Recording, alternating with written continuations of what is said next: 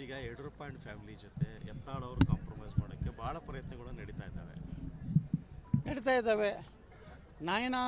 ನೋಡ್ರಿ, ನಾನು ಒಬ್ಬ ಕಾಂಪಿಟೇಟರ್ ಅದೇನೆ.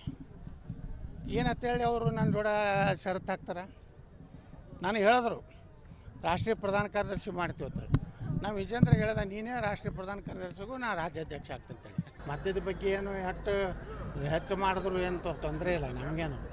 ಆದರೆ ಬಾಗಿಲು ಪ್ರಾರಂಭ ಆಗಿ ಮತ್ತೆ ಕಾರ್ಮಿಕ ವರ್ಗದವರು, ಬಡವರು, ಅತಿ ಏನು ಕೆಳಮಟ್ಟದ ಮದ್ಯ ಕುಡಿದ್ರಿಂದ ಅವ್ರ ಜೀವನನೂ ಇದು ಆಗ್ತದೆ. ಇದನ್ನೆಲ್ಲ ಗಮನದಲ್ಲಿಟ್ಕೊಂಡು ಸಿದ್ದರಾಮಯ್ಯನವರು ಮುಖ್ಯಮಂತ್ರಿಗಳು ಇದನ್ನೆಲ್ಲ ಗಮನದಲ್ಲಿಟ್ಕೊಂಡು ಇವತ್ತೇನು ತಮ್ಗೆ ಆಗದೇ ಇದ್ದರೆ ಹೇಳಿಬಿಡಲಿ ಅವರು, ನನಗೆ ಗ್ಯಾರಂಟಿ ಕೊಡೋದಾಗೋದಿಲ್ಲ, ಗ್ಯಾರಂಟಿ ಮುಂದುವರಿಸ್ಬೇಕಾದ್ರೆ ನಾನು ಹಿಂಗೆ ಟ್ಯಾಕ್ಸ್ ಹಾಕೋ ತಗೋ ಅಂತ ಹೇಳಿಬಿಡಲಿ. ರಾಜ್ಯದ ಜನ ಏನು ತೀರ್ಮಾನ ಮಾಡ್ತಾರೆ. ಇದ್ರ ಜೊತೆಗೆ ಯಾವ ಶಾಸಕರಿಗೂ ಸಮಾಧಾನ ಇಲ್ಲ. ಅಭಿವೃದ್ಧಿಗೆ ಹಣನೇ ಬರ್ತಾಯಿಲ್ಲ. ಇವತ್ತಲ್ಲೇ ಜೆ ಟಿ ಪಾಲ್ರು ಹೇಳ್ಯಾರ, ಈ ಗ್ಯಾರಂಟಿಯಿಂದ ನಮ್ಗೆ ಅಭಿವೃದ್ಧಿ ಆಗ್ತಾಯಿಲ್ಲ ಅಂತ. ಮತ್ತು ಚಲುವರಾಯ ಸ್ವಾಮಿ ಹೇಳ್ಯಾರ, ಅವರು ಸಚಿವ ಸಂಪುಟದಲ್ಲಿ ಶಾಸಕರಲ್ಲಿ ಈ ಗ್ಯಾರಂಟಿಯಿಂದ ನಮಗೇನೂ ಲಾಭ ಆಗಲಿಲ್ಲ, ನಾವು ಗ್ಯಾರಂಟಿ ಕೊಟ್ಟರೆ 28 ಲೋಕಸಭಾ ಗೆಲ್ತಿದ್ವಿ ಅಂತೇಳಿ ತಿಳ್ಕೊಂಡಿದ್ರು. ಆದರೆ ರಾಜ್ಯದ ಜನ ಭಾಳ ಬುದ್ಧಿವಂತರು, ವಿದ್ಯಾವಂತರು, ಸುಶಿಕ್ಷಿತರು ಅದಾರ ಅಂತೇಳಿ ದೇಶಕ್ಕೆ ಯಾರು ಬೇಕೋ ಅವ್ರಿಗೆ ಓಟ್ ಹಾಕ್ತಾರೆ, ರಾಜ್ಯಕ್ಕೆ ಯಾರು ಬೇಕೋ ಅವ್ರು ಓಟ್ ಹಾಕುವಂಥ ಸಾಮರ್ಥ್ಯ ಇಡೀ ದೇಶದಲ್ಲಿ ಯಾವುದಾದ್ರೆ ಕರ್ನಾಟಕ. ಅದನ್ನು ಈ ಗ್ಯಾರಂಟಿಗೆ ಆಸೆ ಆಮಿಷಗೊಳಗಾಗದೆ ನಮ್ಮ ರಾಜ್ಯದ ಜನ ಈ ಚುನಾವಣೆ, ಲೋಕಸಭೆ ಚುನಾವಣೆ ಇನ್ನೂ ನಮ್ಮ ತಪ್ಪಿನಿಂದಾಗಿದೆ.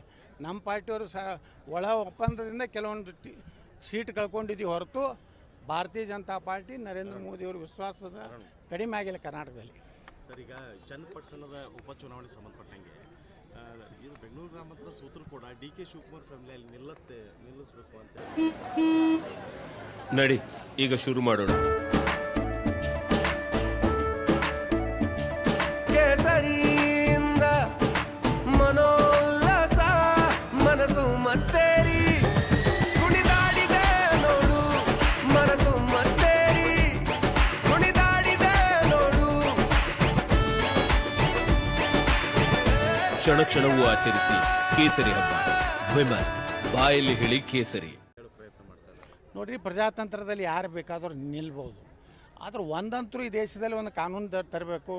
ತಿದ್ದುಪಡಿ ಏನಂದರೆ ಕಾನೂನಿನಲ್ಲಿ ಅದೇನೆಂದರೆ, ಒಮ್ಮೆ MLA ನಾ ಈಗ ಇದ್ದೇನೆ, ಬಿಜಾಪುರ MLA ಇದ್ದೀನಿ, ನಾಳೆ ಯಾವುದೋ ಒಂದು ಕರ್ನಾಟಕ ವಿಧಾನಸಭೆ ಯಾವುದೋ ಒಂದು ಉಪಚುನಾವಣೆ ನಡೀತಾ ಅಲ್ಲಿ ಹೋಗಿ ನಿಂದಿರ್ತೀನಿ ಅನ್ನೋಂಥದ್ದು ಇದು ಒಳ್ಳೆಯದಲ್ಲ. ಇದು ಕಾನೂನು ತಂದು ಒಂದು MLA ಅಥವಾ ಒಂದು MP ಅಲ್ಲಿ ಹಾಲಿ ಇದ್ದಾಗ ಮತ್ತೊಂದು ವಿಧಾನಸಭೆ ಅಥವಾ ಲೋಕಸಭೆಗೆ ಸ್ಪರ್ಧೆ ಮಾಡುವಂಥ ಅವಕಾಶವನ್ನು ಚುನಾವಣಾ ಆಯೋಗ ತಿದ್ದುಪಡಿ ಮಾಡಿ ಕೊಡಬಾರ್ದು.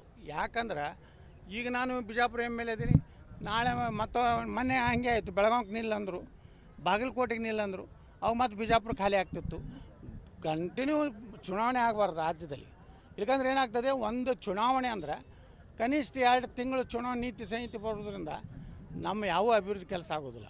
ಅದಕ್ಕೆ ನಾವು ಚುನಾವಣಾ ಆಯೋಗಕ್ಕೆ ವಿನಂತಿ ಮಾಡ್ಕೋದೇನೆಂದರೆ, ಯಾರು ಸಿಟ್ಟಿಂಗ್ MLA ಸಿಟ್ಟಿಂಗ್ MP ಏನದಾರ ವಿಧಾನಸಭೆಗಾಗಲಿ ಲೋಕಸಭೆಗೆ ನಿಲ್ಲಕ್ಕೆ